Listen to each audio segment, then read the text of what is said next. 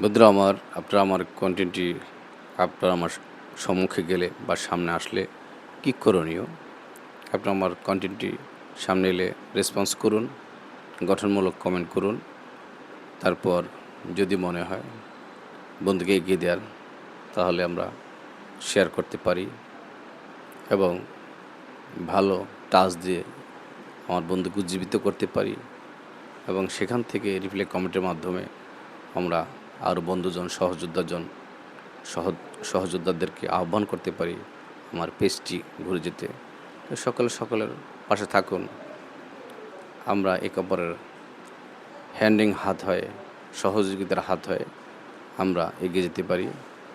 সেই ক্ষেত্রে আন্তরিকতা, ভালোবাসা, মহব্বতই পারে আমাদেরকে এগিয়ে যেতে এবং আমরা সফলতা লাভ করতে পারি MLM এর মাধ্যমে।